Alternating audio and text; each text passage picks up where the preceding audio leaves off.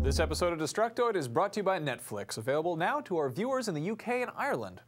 Coming up on Destructoid, do you like dragons? Well, too bad, we're talking about dragons. And now you can sex Gabe Newell using the Steam mobile app. And finally, Anthony Carboni is going to tell us about his American nightmare. All that and more right now on The Destructoid Show.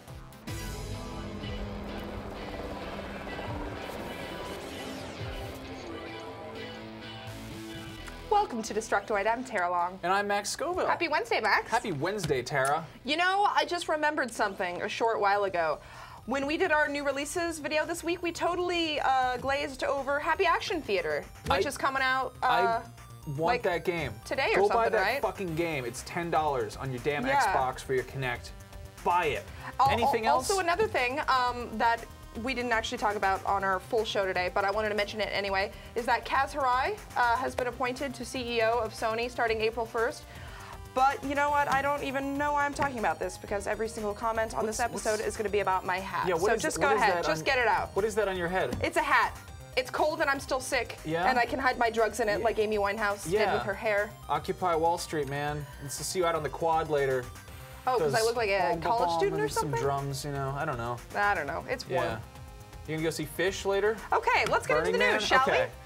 So one game that's coming out this year that I'm pretty unabashedly excited for is Dragon's Dogma. This is, of course, Capcom's take on the open-world fantasy RPG, which, as you might expect, involves dragons, and I do like dragons. No way. Yeah, no, seriously, I read it online. A video game with dragons? Yeah, That's ridiculous. Seriously. A new trailer went online today that showed off some of the story elements of the game, which are about as baffling and as impenetrable as you might expect for a trailer for a Japanese fantasy RPG. There's a bunch of stuff about warriors facing each other in darkness and battles and all that shit.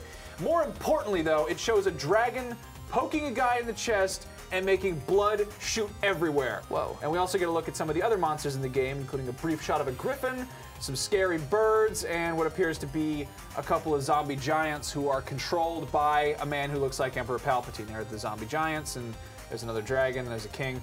If you're more interested in the technical side of things than, you know, dumb monsters like me, the giant child, is, you might be excited to hear about the crazy AI that's in Dragon's Dogma. Apparently, NPC party members will have minds of their own, and the game will draw data from other players' games to affect how the NPCs behave in-game. That sounds nuts and awesome. Now, design and story-wise, Dragon's Dogma seems to be working mostly from Western influence, taking cues from, very obviously, from Eurocentric fantasy, kind of D&D lore sort of stuff. But with that in mind, gamers hoping for something a little bit more Japanese will be happy to hear that Ryo Mizuno, the creator of Record of Lodoss War, will be contributing a fantasy short story that will accompany first editions of the game. Oh boy, lore! Shut up, you! Some people are into that. I know. And we'll make fun of them later, probably. Now, if that wasn't enough, Capcom is also collaborating with Studio 4 Degrees Celsius to include some weapons and armor from the hit anime series Berserk. So, that's badass. That's a badass anime. I've seen little bits of it. There's big swords, lots of armor, shit like that. Now, there's no word if these bonuses are going to be included in Western versions of the game, but it is entirely possible.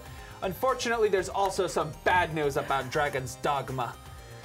The game's been delayed for 2 months. This probably means we're going to be dealing with a much more stable finished product when it comes out, but more importantly, it means I have to wait an extra 60 days in which I cannot stab any griffins in the bottom with a halberd, which is just bullshit. Anyway, that puts the release date on May 22nd in North America and May 25th in Europe.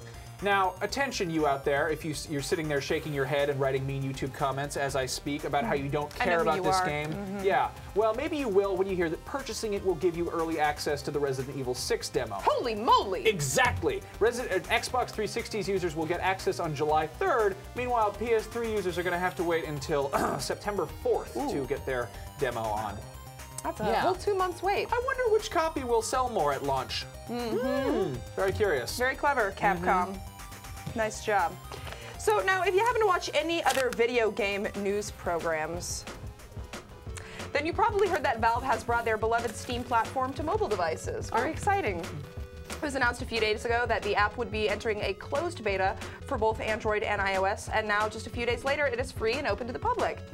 Of course, you cannot play games yet, but you can chat with your friends, browse the Steam store, see what games are on sale, maybe buy a game or two if you want. Of course, you won't be able to actually play it, but you can buy it. You can check out the latest Steam news, basically a bunch of stuff that nobody really needs to do on their phone unless you happen to be super active in the Steam community. I actually downloaded it on my iPhone this morning and played around with it for a bit. It looks a lot like the Facebook app in terms of layout and stuff. Well, except that it's gray and stuff. So you've got like your home page, which is just your friends list, and you can chat with them if you want. There's a menu off to the side there. Like I said, I don't really chat on Steam a whole lot, and it seems like that's kind of what this was made for. The only chatting I really do on there is to occasionally harass Danny B, which, as I understand it, is okay as long as a woman is sexually harassing a man. That's fine, yeah. Right? Well, okay. You obviously never saw that movie Disclosure.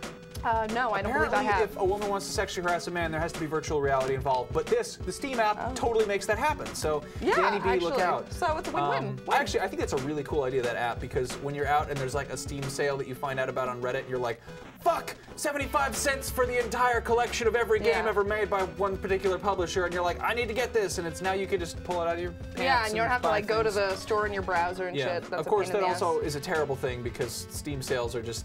Oh yeah, no, they're the worst. They'll kick you right on the ass that's when how you're you like get a backlog. When you're hitting rock bottom. They'll just be there to like nail you in even further. Like, hey buddy, you want some Duke Nukem? Yeah. For $4? Oh no, I don't want your 50-cent Duke Nukem DLC. Hey Tara, it's the Steam thing is cool and everything, but do you know what I was not finished talking about? Games that involve dragons. I don't know why I couldn't think of that. Yes, today we have some Skyrim news. It's been a while, I know. Wow, We've got some Skyrim news. Hello, YouTube views. Yeah, right? Look at that. Look at that. Well, that's wonderful. that doesn't make any sense until you realize that we're talking about Skyrim's Creation Kit and the Skyrim Steam Workshop. I have no idea how to make a mod for a game. That's not a thing I know how to do. This stuff looks awesome, complicated as shit, but still awesome. This is the modding technique. They just showed off a preview for it, showing off what you can do in it. It uses the same data format as previous Bethesda Studios titles, so it should be familiar to veteran modders. Those of you who are new to the prospect of modding, they've made an entire wiki page devoted to the kit that's been written by the devs themselves, and there's a scene editor to organize NPC interaction, dialogue view for writers, and the ability to arrange shit in 3D environments in real time or something. In addition to that, there's a new scripting language called Papyrus. This is all things to mod Skyrim with, which is just like, I just feel like a very complicated electrical socket that I'm like sort of contemplating sticking my finger into. Yeah, it's outside the realm of knowledge. Like I can't even comprehend how that sort of thing works. Yeah. However, this is all very, very complicated to us because we're dumb console kiddies, but it could be imposing for novice PC gamers too. However, that's where something really cool comes in. The Steam Workshop is all the modding tools are connected to that. So if someone makes a mod, they can just click a button and it uploads to Steam. And people who just play mods, they can download and install them with no fuss, and Steam will install mods automatically, and players can subscribe to content from their favorite modders. And it's honestly shit like this that makes me want to build a gaming PC, because I want a version of Skyrim that is just nothing but naked people with gigantic asses and dragons that are Macho Man just flying around. Right. More importantly, though, this is really breaking down some barriers for something big that needs to happen, which is us being put into Skyrim. Come on, let's be realistic, guys. We should be in a tavern in Skyrim, and we're sitting there talking about the games that the children are playing. Max, I do believe they already made a Skyrim mod about me, and it's called the Big Booty mod. Heyo! All right. Yeah, so if you guys want to maybe mod us into the game, that would be cool. We could record dialogue and maybe put it up there for people to use. So many possibilities. Yeah. I don't even want to think about them, really. I cannot wait to see the mods that come out of this, though. That'll be very exciting. Very exciting. Tara, why don't you take a word from our sponsor? I'm going to do that.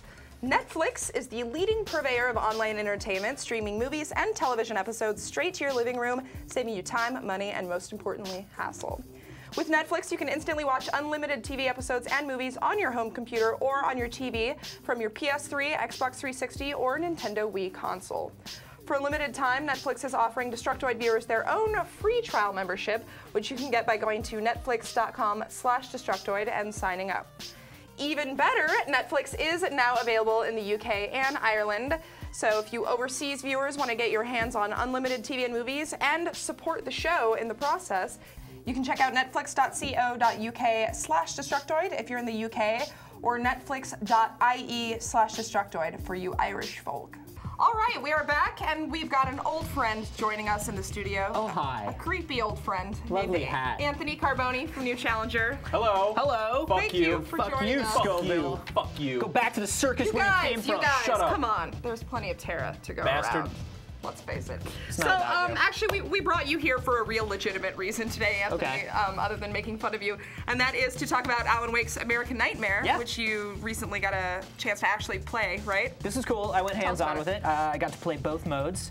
I played the Fight Till Dawn mode, which is the survival mode, and then I played some of the new campaign, which is really cool. It's very different.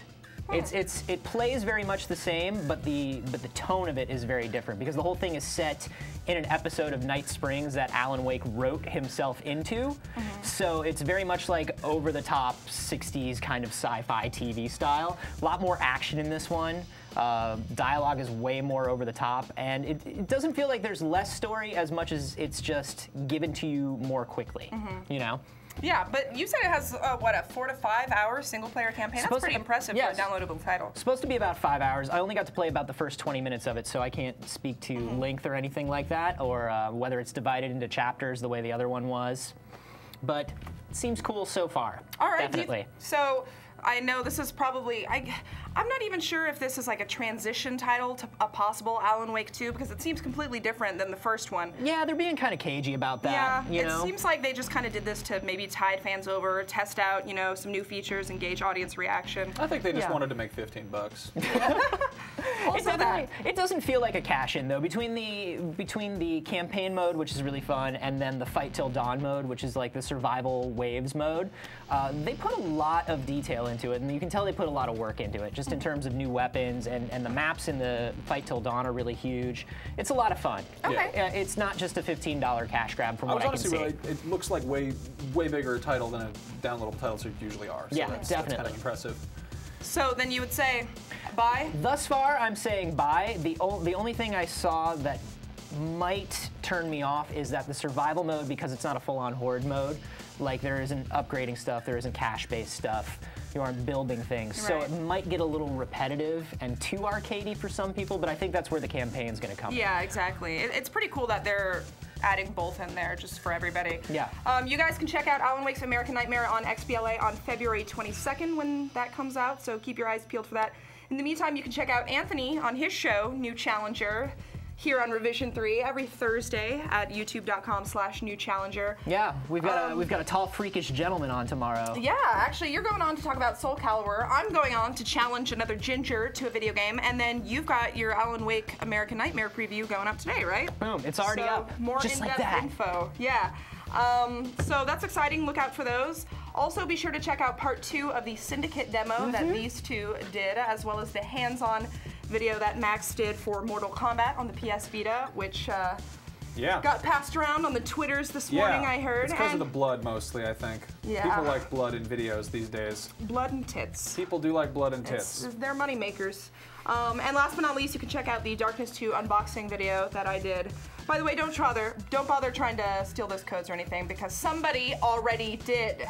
Yeah, somebody stole my bonus DLC code. You got a off that statue video. of a monster with a dead cat on its head. know. Like, what's the deal? It's so cool. Okay. Oh, good lord. Okay, we're drawing this to a close now. You two. Don't look at me, You Scoville. little shits. Okay, if you guys have somehow not been paying attention, I have one big reminder for you. We're doing a live show this Friday, like we always Holy do, shit. except this one's actually live from Sony's Vita Hill Social Club in San Francisco this Friday at 4 p.m. Pacific time. We're going to be streaming it online right here on our YouTube channel like we always do. But for those of you in the Bay Area, you are more than welcome to come hang out. This is free, it's all ages, and you get to play with the fucking PlayStation Vita. There are going to be a bunch of other Rev 3 people. This asshole's going to be there. Look at me. Shut up! Along with some people from Techzilla and App Judgment. Doors open at 3 p.m. and we start our show at 4. Seriously, come hang out, and if you can't, watch us on the internet like you always do. We love you. Have a wonderful evening. Don't you do that to them. Don't look at me, and maybe not hats. No hats.